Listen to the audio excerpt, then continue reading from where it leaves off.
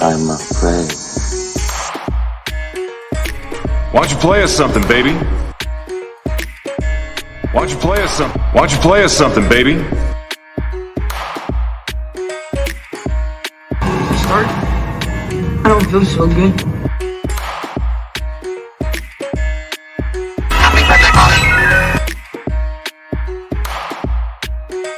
It's fucking molten!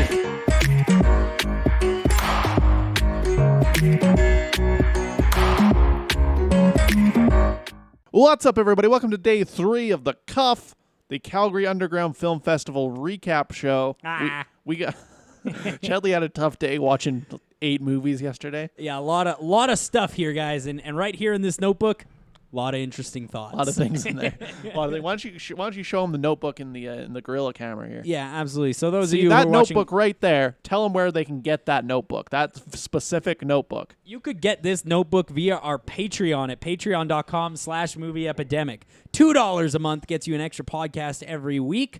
$3 a month gets you 2 extra podcasts every week. And for $99, a one-time payment, you get all of our currently active notebooks. That's right. We'll send you that. all of them. We'll send you that. We'll you send can you. read through the CTE ramblings of Chadley. You can The read through. the CTE ramblings and the dyslexic ramblings of Buck Hollywood. That's true. I have a lot of mistakes and nothing's spelled right. Yeah, this dude can't spell. It's really Absolutely crazy. nothing is spelled right. So, hey, Podcast Bot 5000. What's up, Chadley? Don't yell at me.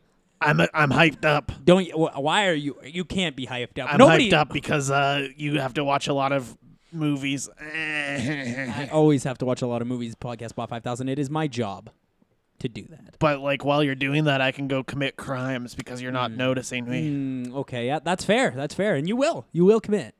You will commit crimes. Hey, Podcast Bot 5000. On the day 3 of the Cuff overview, what are we talking about? So we got 4 lined up for you here. We got House of Cardin, based on Pierre Cardin, the designer. Pierre Cardin. Pierre Cardin. We also have some sort of YouTube video, I think, called I Blame Society. Something. Not movie, but something. Then we have an actual movie with Gillian Jacobs and Jermaine Clement. Jermaine. Called I Used to Go Here. And finally, my name is Clitoris. Hello, Chadley. We've never met. Could you say your name again there? My name is Clitoris. Perfect. That's all I wanted to hear. That's all I wanted to hear. Thank you, Podcast Bot 5000. Hi, Chadley. We've never met. Oh, thank you, Podcast Bot 5000. The fuck out of here. Gotta go. Hey, Buck, what do you want to talk about first? I guess we'll talk about House of Cardin. Yeah, let's talk about House of Cardin. Let's get into that. House of Cards. House of Cardin. Where's Spacey? Where's he at? House of Cardin is a documentary based on the life and times of French-Italian fashion designer Pierre Cardin. That's right. Who, of course, is now very famous. He'll put his name on anything. He'll put his name on a dildo if it gets him a couple of bucks. Absolutely. Now, I personally didn't know much about his actual fashion. However, when I took a marketing class, he is mentioned in there because he is a fucking marketing genius. Basically Absolutely. slaps branding on every fucking thing in sight. He's Stephen King. Yeah, he's a huge sellout, and he's made a lot of money because of it. But that's all right. That's all right. Yeah, sometimes you got to sell out. I think if somebody offered us money to sell out, we'd do it. Probably. We'd do it. So yeah, let's. I'm willing to sell my brand and then just create a new one. Let's get down to the meat and bones. So House of Cardin is like it's a talking head doc. Archival footage. Yeah, it's mostly archival footage and interviews and the thing apparently is, Pierre Cardin is still alive at the ripe old age of 97. dude, he's super old. I could not believe he was still alive. I love that one picture, that one point where he's like looking at a picture. He's like, "Here is a picture of me and all my friends. Everyone in this picture is dead except for me." This is also a sad day because this was the last day. This was the last movie I took notes on where my red pen still worked. It has passed away. Dude, rest in peace, your red pen. I've been using that one for like 100 episodes. Oh man, rest in peace, your Rip, red pen. rip, in peace. rip. Here's the thing: is that I've always said that a documentary is successful if they take a topic that I'm not that interested in and force me to be interested in it.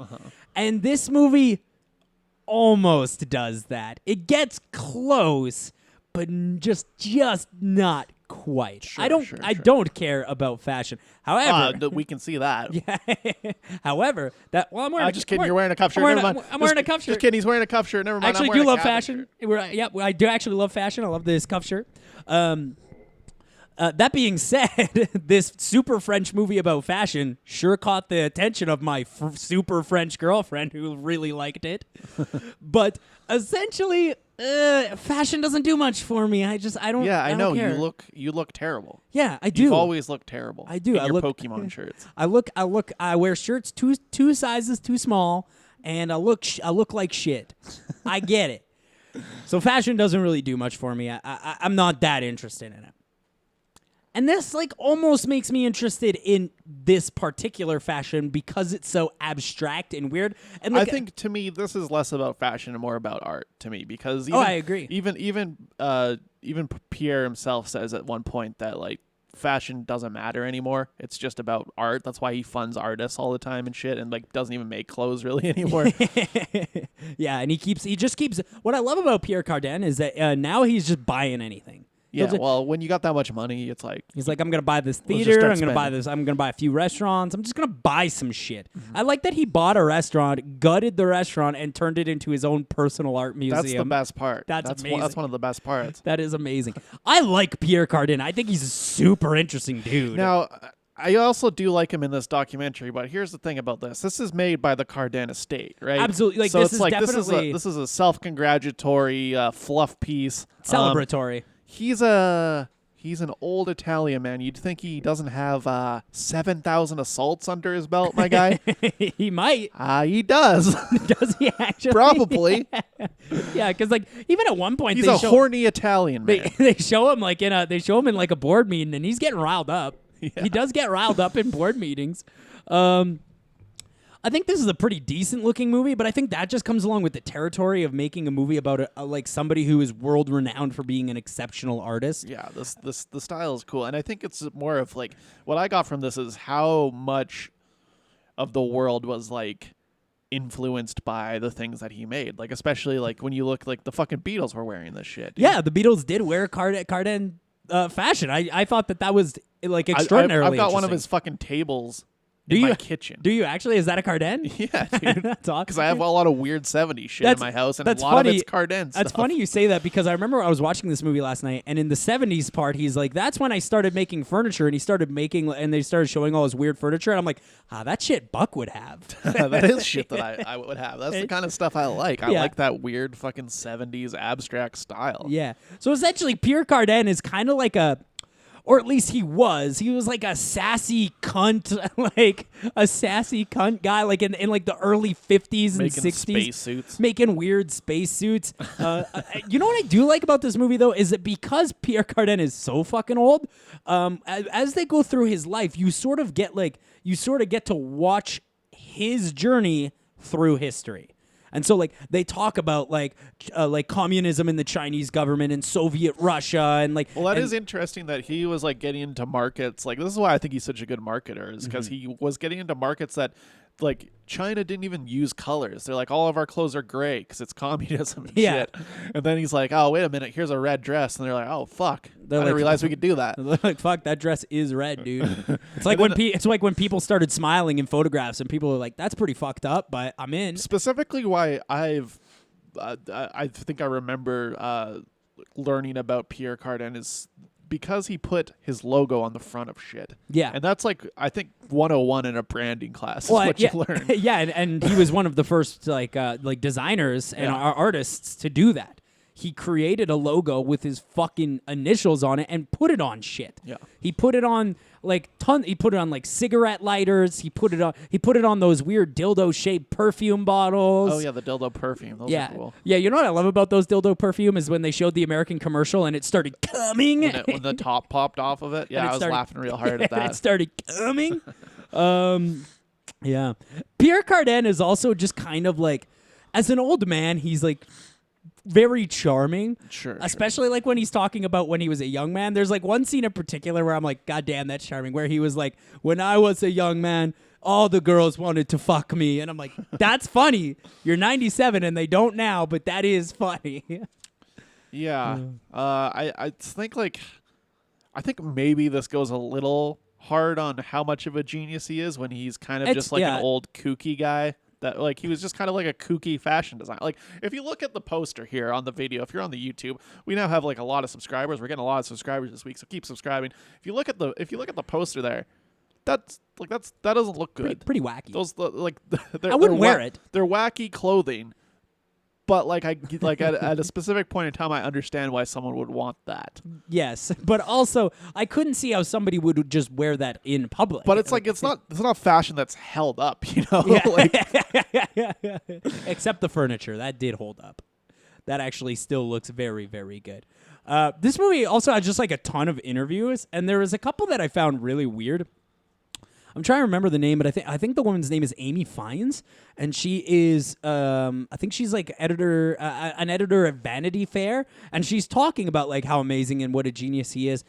But this lady, Amy Fiennes, has so much fucking Botox injected into her goddamn skull that she can barely get these words out. wow, I don't like this. I had no idea what the fuck she was saying. She was like, This is I don't know. I don't know. It's not shaming, but I couldn't hear what she said. I wouldn't have used those interviews. And then Sharon Stone is in this movie too, which Sharon Stone does love Cardin for some reason. Yeah, which I love. I love that she's in here, but there's something fucked up about her.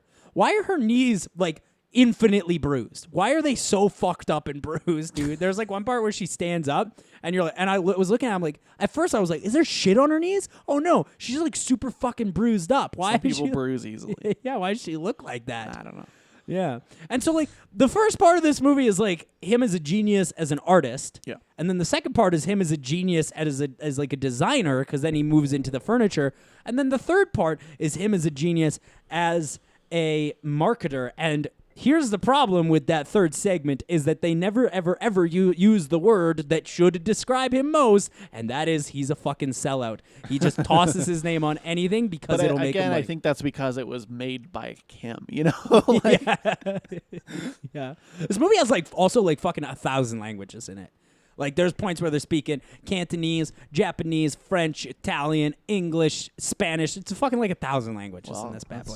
He's a global name. Yeah, absolutely. One part that I thought was like very funny was when he opened up his theater and he had Alice Cooper there for like the first show in Europe, and like he was fucking shit up and there was a riot. Yeah, there was a riot. And they're like, "Did you like the Alice Cooper show?" And he's like, some of it.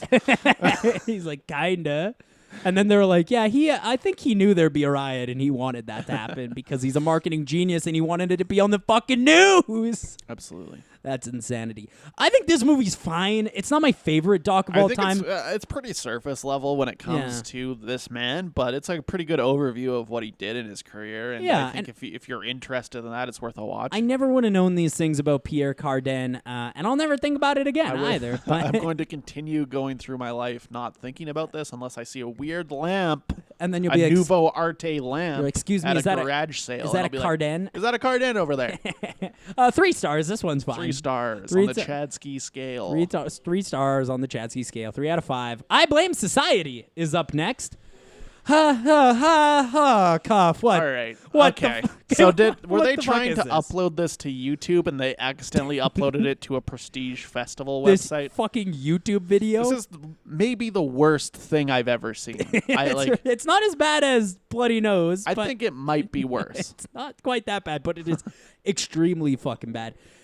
Here's the thing about I Blame Society is that much like this one's kind of weird because I don't know what they want me to think about it because it's listed as a documentary on fucking Cuff's website. Sure, I will have you know, that, and though. it's not that, and you can tell This is like what they have like 3 documentaries in this fucking festival that are fake. What's they're going not on docs. here? Why is there so many fake docs, dude? But here's the They're cheap reason to make. That's why. Yeah, it must be. And this one looks very cheap. And you know why I think this one looks cheap? Because I shot on a fucking GoPro and an iPhone, even though she has a good camera that she uses twice in the movie. I think that maybe this is like some first year film school final project bullshit. That they're like, put it in film festivals. People will love it. I guess so. That makes sense. I would give this like a pretty good grade if it was someone submitted me. No, this, I wouldn't. No, I wouldn't. I would fail this. Have you seen what these film school kids are putting out? absolute some of the dredges of society. I like these that. films. I like that short film out of UFC that was last year about the farmer that eats people. Oh, yeah. Remember that? That was good. That one was good. Wasn't a feature film though. No, it was a short, but it was good. It was good. Don't try and make a feature film. It's So- too hard. It's too hard to make movies. That's what I think. It's too hard to make movies, and here's the thing: is that apparently they'll just take like Cuff will take anything. Well, this year. I think yeah. when they put it together in a month, they're like, Just well, take whatever people will if let us stream. Well, if anybody will let us stream their movie, we should probably take that yes. so that we can pad it out to 20 films and 3 of them are good. Okay, so first of all, this is like a found footage thriller, I Yeah. guess. Like and like, look, there's a lot of hindrance that comes along with the found footage genre always, and that is number one, your movie is no matter what, no matter how hard you try, your movie is going to look like shit. Your movie is going to look terrible because it's you're trying so hard to make it look real and don't look real. Number two biggest problem with the movie is that I feel like for the first little bit, they're trying to pass this off as real, and they realize that you as an audience member will figure it out as you go along. And I figured that out because the acting is absolutely horrendous. It's abhorrent, yes. You will know 1 second in the movie it's fake because it's abhorrent. It's the worst acting we've seen in the entire festival. The main director of this plays the main character. She aptly plays a failing film director. Aptly, I might add. But she is so awful at acting that I don't buy it. I just don't buy. Like, we are the shitty producers at the end of the movie who are like, I don't buy this. Well, it's the one thing that I did write down is at the end, once she shows the producers this movie, one of the producers is like, I don't know what I just saw. And that's the first time I've ever agreed with a shitty Hollywood producer. Because when I was watching this, I'm like, I don't know what the fuck this is supposed to be.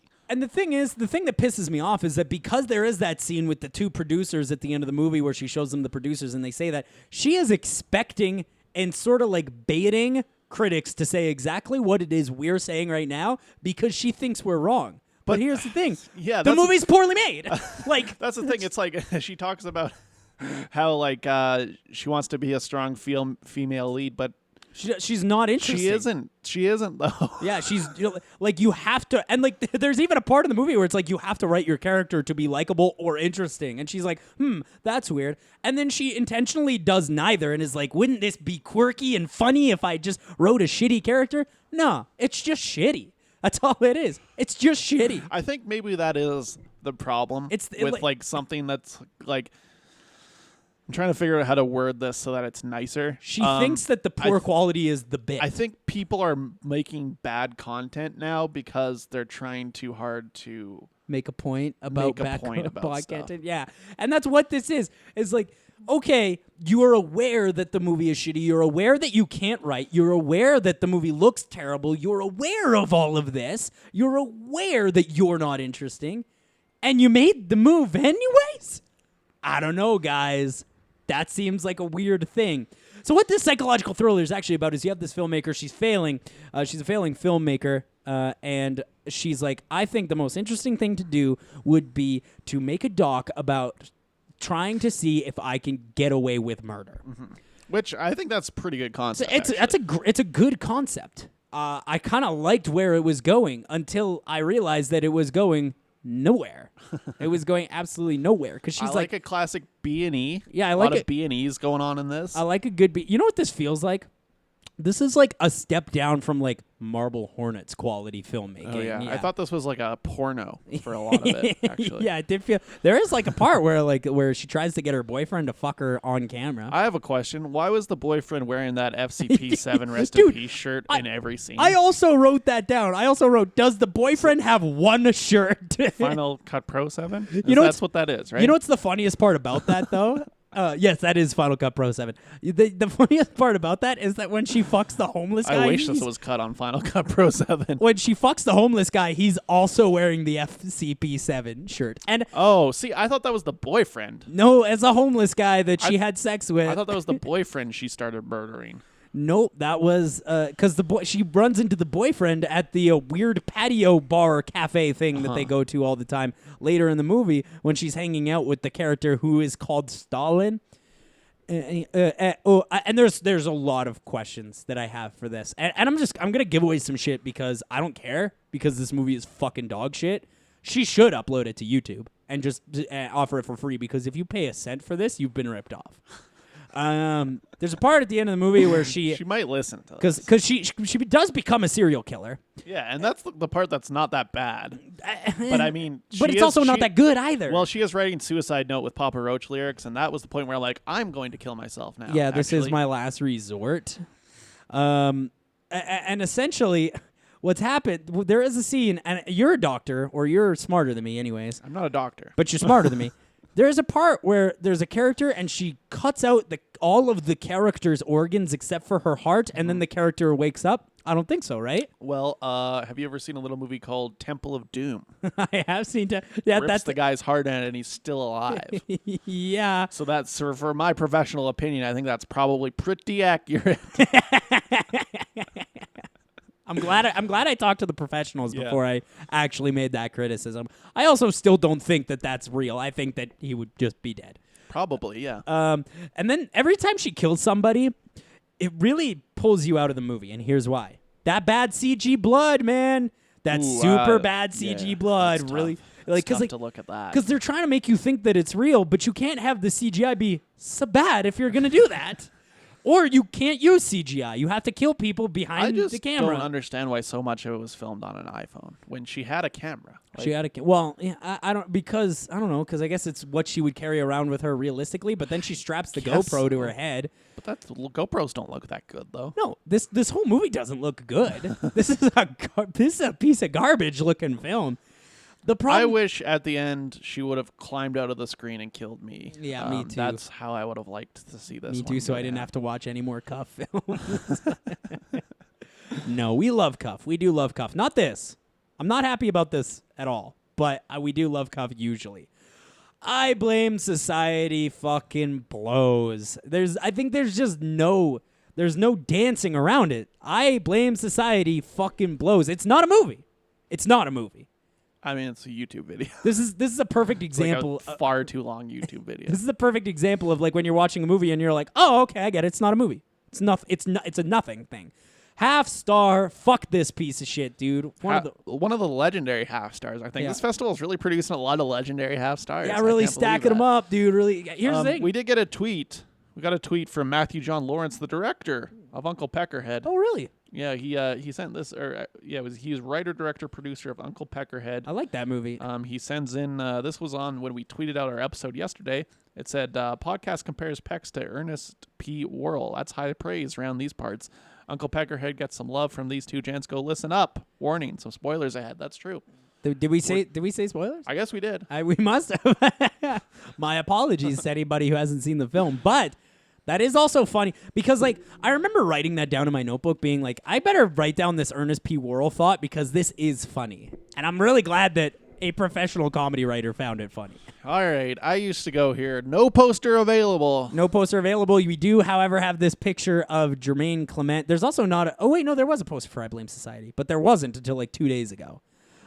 We just got this picture of Jermaine Clement talking at Jillian This thing's Jacobs. so fresh, it doesn't even have a poster yet. So fresh. This is you can hire me. unreleased. I'll make you a poster. This is unreleased. This probably won't come out till the fall or winter. Actually, probably true. I used to go here is good.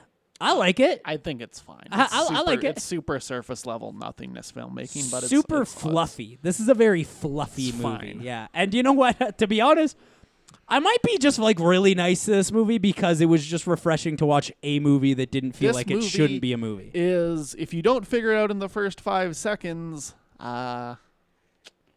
Yeah, it is. It is that. You're right. It is surface level. Essentially, what this movie is about. but it is like, to be fair, compared to everything else we've seen, this is like maybe the most film-looking movie that we've seen. Looks like a movie. This one's like legitimately looks like a film. Well, and it's produced by the Lonely Island boys, like Andy Samberg and Jorma Taccone. Is it? Yeah, it is. Yorma's in it. Yeah, Jorma's in it. Yeah, but it is at the beginning of the movie. It says a Lonely Island classic. Oh, you got that okay. production logo. You know that one that's basically just the old Sony Pictures logo. Sure. That they just took it. That's what they got here. That's fine. They're using their money to fund indie movies, and that's what I can say about this one. Is it's certainly an indie movie. Yeah, it definitely It's feels like an certainly indie movie. Nothing else but an indie movie. It's very, very indie. So essentially, what this movie is about is you have this girl who's just written her first book 15 years after graduating from college, or something like that. Like I think they said 15. Oh, And- she's about 35-ish. Yeah, so maybe like 10. longer. Yeah, and her old college professor, Jermaine Clement. He's looking good in his old age. Dude, he is. He's really like leaning into it. I think the beard hides his weird teeth. It's pretty good. Yeah, no, I agree. I actually do think that he looks great in this movie. Like, he looks very handsome for an old fella. Jermaine Clement, and essentially he invites her to talk to a class of university students about her book and to spend some time there, just sort of like reliving her past and yada yada yada. Here's the thing about this movie: as far as Lonely Island produced films go, it's not that funny. But there is some really funny stuff in it. Sure. But the movie itself is not that funny. Does that make sense? Yeah, it's like it's not really a funny topic. It's No. about a woman that's failing As even though an she artist. failing as an artist, even though she wrote a book, but it sucks. And Yeah. then the person Jermaine, who is her biggest inspiration, is actually a dickhead. So it's like one of those movies where it's really not that fun to think about. But what really brings this one home is like Jillian Jacobs is super good in Dude, this. fucking Like, unreal. I agree. She once again, like, did you ever see Love on Netflix? Yeah, I've seen that. Yeah, it's good. Like, once again, she proves that she can be leading a film. Yeah, she's proved that she's better than Community, and we all knew. That's true, We all yeah. know that. We all know that she's better than Community. This is a great example of a fantastic performance. But here's the crazy thing: is that it's also supplemented by how fucking good Jermaine Clement is. Also, yeah. but Jermaine Clement is unsurprisingly good. He's always great. Yeah. You know, every time I see him, I'm like, oh, okay, we're about to get a good performance. Jillian Jacobs is more hit and miss. So I was a little bit nervous when I saw that she was the star of this movie, but she is phenomenal. She's better than Jermaine in this movie. I was shocked by that. I just gotta get to my notes here.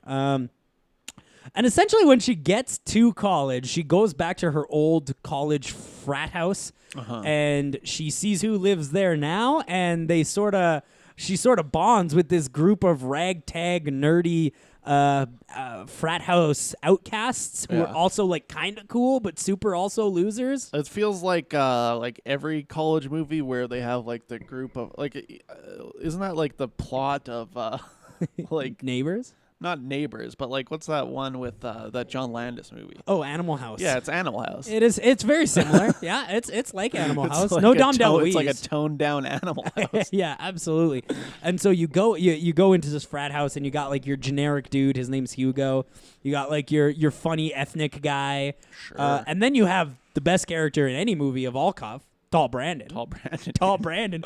I really How fucking identify tall? with Tall Brandon. How fucking tall is Tall Brandon? Really big. He looks huge. Really He's big guy. When I he's- see him, I'm like, that's a big guy right there. He's like 6'10".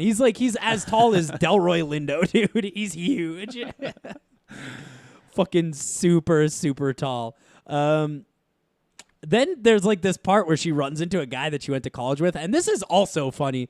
And Bradley that's Cooper? Bradley Cooper, played by Jorma Taccone, because the first thing he does when they hang out, he's like, "Dude, I used to jerk off to you so Number much. one jerk off. You were my number one jerk off in college, dude. I thought about you all the time, and I would just jerk off. Anyway, do you want to have a threesome with this girl?" Jorma Taccone's fucking hilarious in this movie. He's a funny man. He's funny. His character has nothing and has nothing to do with the yeah, movie. then It's- he's gone, and then it's like they never mention it. They never- There's they- a lot of build up to her going out with Bradley Cooper, and then nothing. he goes and then he's gone. Then basically she's just doing edibles at the lake with a bunch of college A students. bunch of 15-year-olds. She's pulling a Chris D'Elia. She's in pulling this a Crystal. And now they're college students. They're probably 18. They're old enough, maybe. That's what Chris D'Elia says. She's Now- old enough. I want to ask you a question, because What's I that? want to know if this was just maybe it was just my TV at home. Did you find that the audio in this was super inconsistent with its volumes? I didn't really notice that, but I did notice that the camera was autofocusing a lot Yeah, I did notice that too. whenever it was You're in a right. dark room. I thought that was weird. Yeah, absolutely. Similar to Climate of the Hunter. Similar to that film. Yeah. But Much- better. Much easier to see, though. Yeah, better because there's lighting rigs. Yeah, this one had a lighting rig. But yeah, I just found like the the volume of music comparatively to the volume of dialogue, I had to turn this cocksucker up and down. I don't know that all the I time. noticed that so much, but Yeah. I can't really hear good, so Yeah, it was you- loud anyway. Yeah, you've got bad hearing, dude. I do now for some reason. Here's what I do. Here's another thing I do really like about this movie is that it actually does a pretty good job of emulating what an actual college party is like. And I guess so. have one example of something that every college and probably every high school party, somebody yells something at the party, and I'm like, that is every fucking party I've ever been to. Somebody goes, "Hey, do you have an iPhone charger?" and starts desperately asking everybody around the party for an iPhone charger. That's the most real fucking thing in this entire movie, because I've never been to a party where someone didn't ask me if I had an iPhone charger. Even if I had an iPhone, which I wouldn't. People usually ask me for rolling papers. Even if I had an iPhone, which I wouldn't, why the fuck would I carry it on me at a party? Well, maybe you want to charge your phone, dude. Yeah, maybe.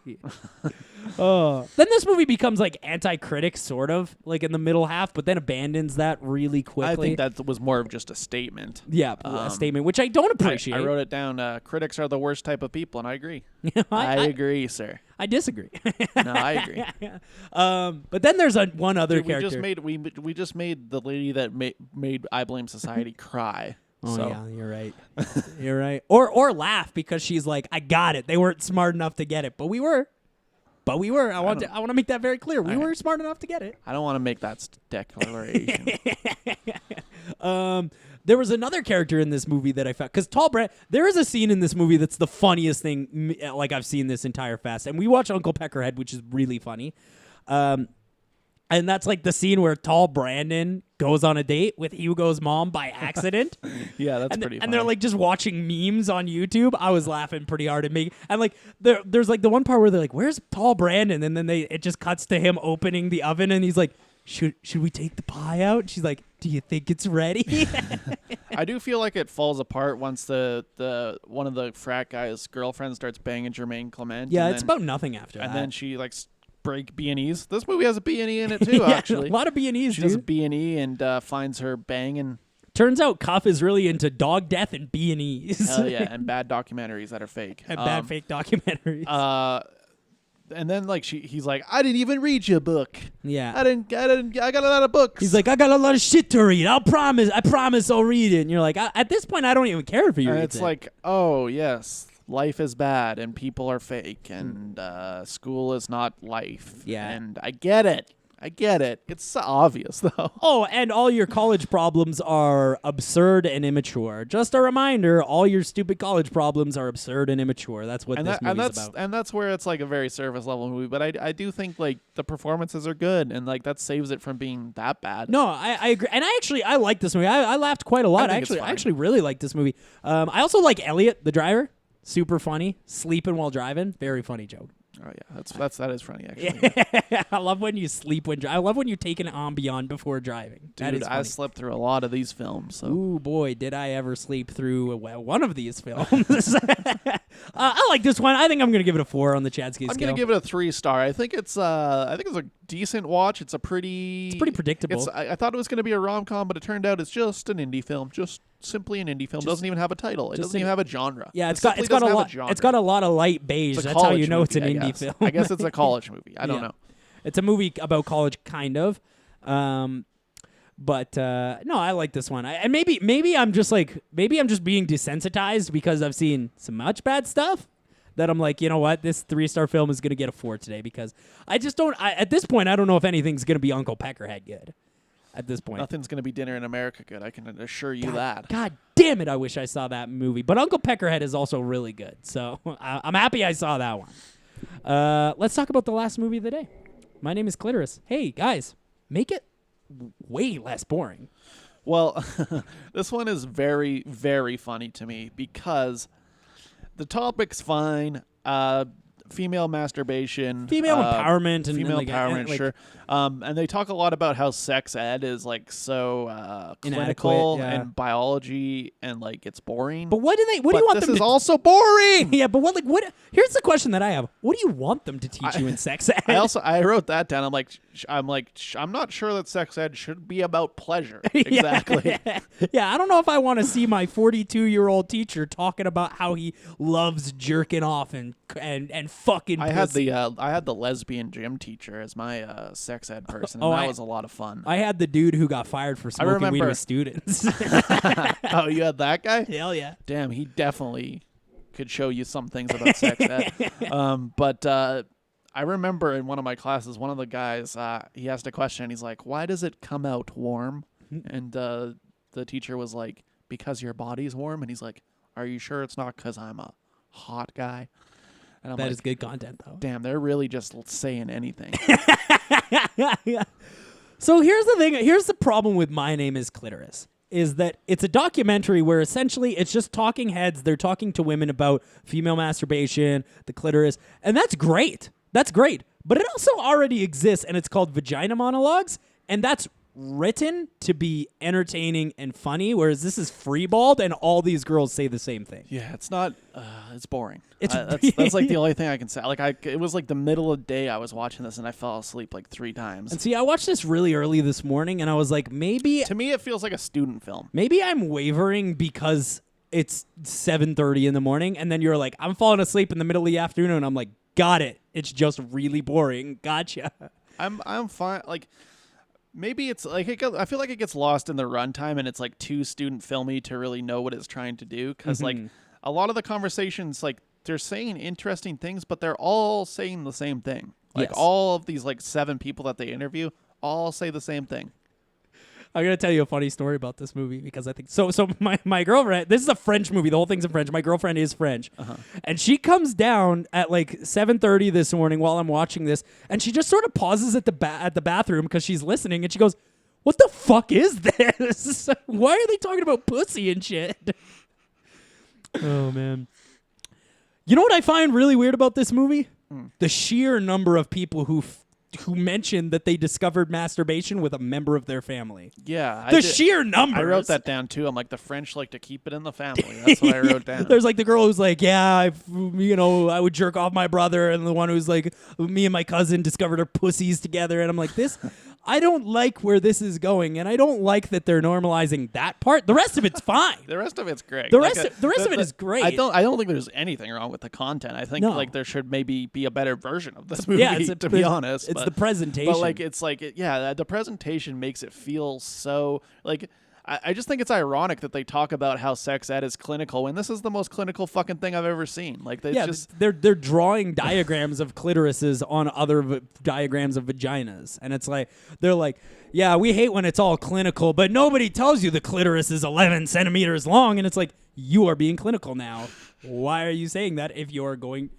What? to be fair, they do have that section where they're looking at the sex ed textbooks and there's like not even any mention of the clit in there. Yeah, and there's also like the one part where like they're looking at like at the sex ed book where, and it's like masturbation is when a man pleasures himself. That's true. And they leave the women out of it. That's obviously a problem. That should be. Yes. And I think it's interesting that like I don't know if it's still the same, but I feel like the sex ed like curriculum doesn't change and hasn't changed in like 40 years very much. Now I'm a man. I'm a guy, but I didn't notice the lack of information on the female side in sex ed, and maybe I just didn't notice it because it didn't. Because you were apply to focusing me. on it. I think you were focusing on it maybe. Yeah, like it doesn't apply to me, you know, like to a point, like because like I'm not interested in pleasuring a woman. I want to have terrible sex all the time. That's true. You look like you with that mustache. I can't imagine. I'm not good at it. That's I the thing. can't imagine. That's the thing about it.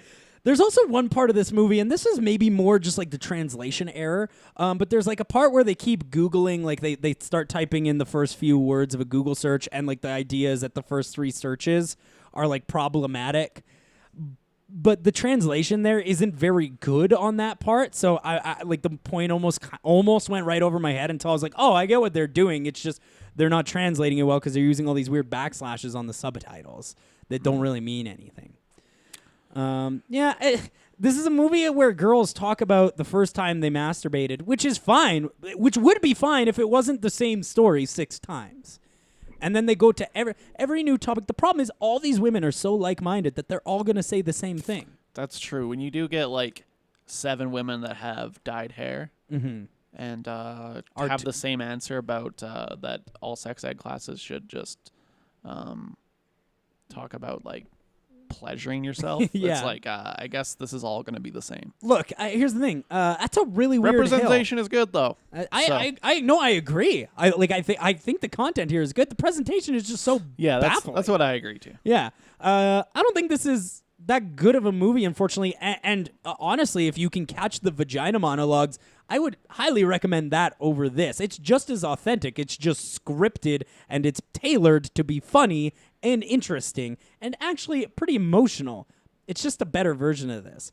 I think this is a 1 star. I'm not a big fan of this. Classic 1 star. Classic 1 star. Wouldn't recommend it. This one is also like, this should just be a YouTube video, right? Well, to me, this one feels like a student film. Yeah. Like, it's just like it's not shot well. It's like The difference here, though, is that the content is kind of important. At least they're mic'd up. Yeah. I guess.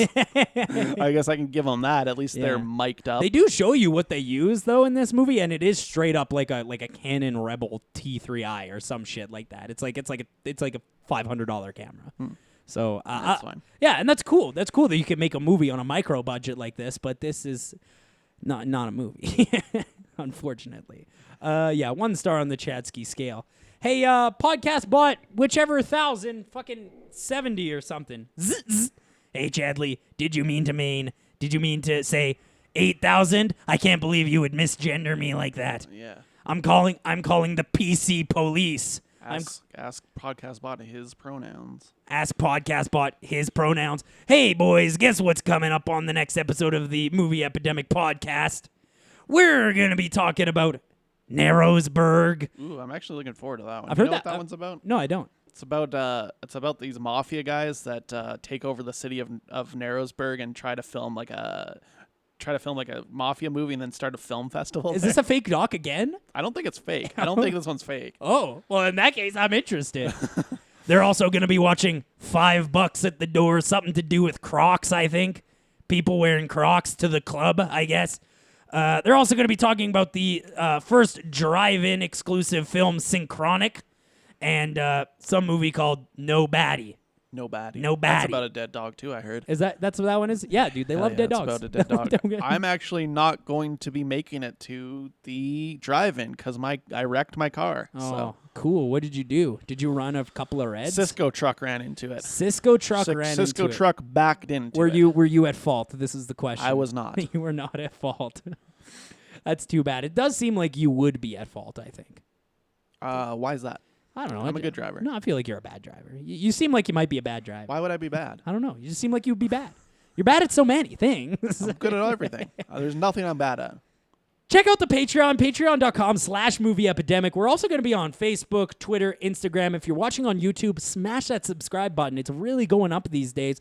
And if you want to just find everything, just go to movieepidemic.com. Sure. The link is right here if you're on YouTube. It's right down here. Yeah, right below you, right above me. I love trying to point at stuff on this because I'm bad at it. It's literally impossible to point at stuff. I know now that if I point directly at you, it'll point at the poster. Oh, okay. I still haven't figured that out. Yeah, so definitely check that out. We're coming back with more cuff action later this weekend. Thank you guys so much for hanging out.